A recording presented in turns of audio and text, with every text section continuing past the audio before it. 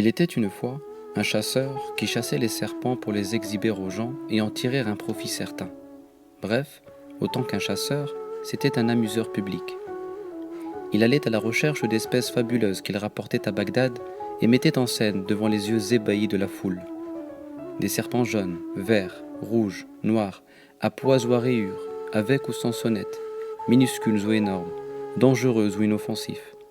Il en charmait certains en jouant du pipeau, en laissait d'autres s'enrouler autour de ses bras musclés, en excitait d'autres encore pour leur faire cracher leur venin, ou bien les tenait enchaînés tout simplement pour éviter les accidents.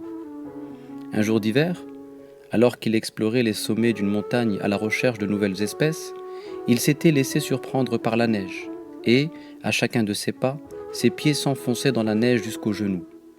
Soudain, il trébucha sur une masse énorme et dure. Il crut d'abord qu'il s'agissait du tronc d'un arbre terrassé par la tempête, mais en dégageant la chose, il découvrit une peau noire et luisante, une queue et une tête de serpent. Un serpent gigantesque, fantastique, effrayant, davantage un dragon qu'un serpent, qui le regardait de ses yeux vitreux et fixes.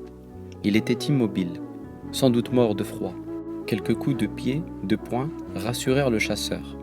L'animal était bien mort.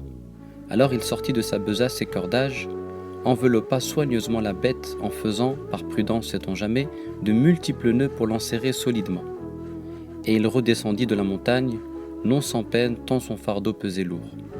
Mais la perspective de ce qu'il allait récolter en le montrant lui donnait des ailes. Et c'est ainsi qu'au bout de quelques jours, il atteignit, vaille que vaille, la ville de Bagdad. Il arriva un lundi, jour de marché, jour de foire.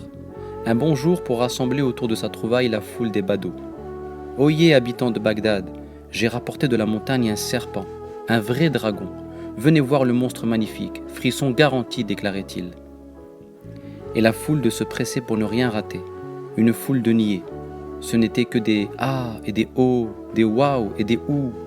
Hommes, femmes, enfants, jeunes et vieux, tous voulaient avoir leur part du spectacle. Tous voulaient jouer à se faire peur devant le monstre effrayant dont la peau noire luisait au soleil. Oui, le soleil était haut maintenant, et il avait réchauffé l'atmosphère. Il projetait ses rayons sur l'animal qui semblait luire de plus en plus, et ses chairs se relâchaient. On crut même, un instant, qu'il était parcouru d'imperceptibles mouvements. Une angoisse soudain se leva dans le cœur du chasseur de serpents. Il voyait bien que le soleil avait fondu les glaces, et que cette peau bien brillante n'était pas celle d'un cadavre.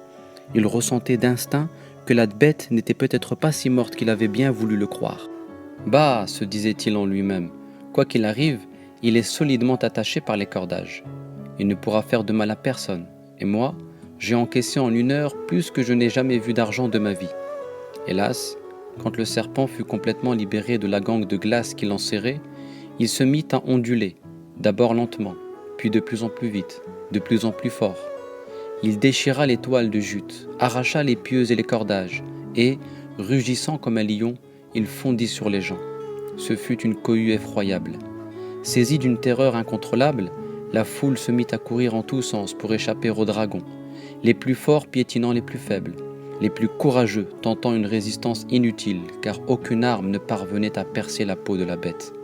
Dans l'assistance, le serpent cherchait le responsable de ses malheurs, celui qui l'avait arraché à sa montagne et traîné, enchaîné, jusque dans ce pays de soleil et de poussière. Il le reconnut à son odeur, avala l'imbécile tout cru et s'enroula autour d'une colonne pour lui broyer les os avant de retourner dans sa montagne afin de digérer ses proies. Ce conte de Jalal ad-Din Rumi contient un précieux enseignement. On aura compris ici que le serpent symbolise l'âme charnelle de l'être humain, qui lorsqu'elle est exposée au soleil de la dunya, finit par se mouvoir au point de devenir incontrôlable spirituellement.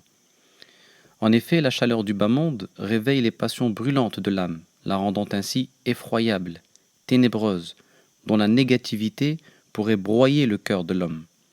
Difficile de garder le contrôle d'une telle âme, car quand on l'arrache à son lieu naturel, à son état primordial, à sa paix originelle, elle se transforme en un monstre. Et combien d'entre nous abritons en notre citadelle intérieure un tel monstre? Aussi est-il du devoir de celui qui chemine vers Dieu de maintenir son âme charnelle dans la neige du dhikr, pour la mettre hors d'état de nuire, de la garder dans la chambre froide du souvenir de Dieu, pour geler ses mauvaises inclinations. En d'autres termes, le cœur ne peut s'élever vers le firmament de la vérité que quand l'âme est conservée dans la morgue du djihad intérieur.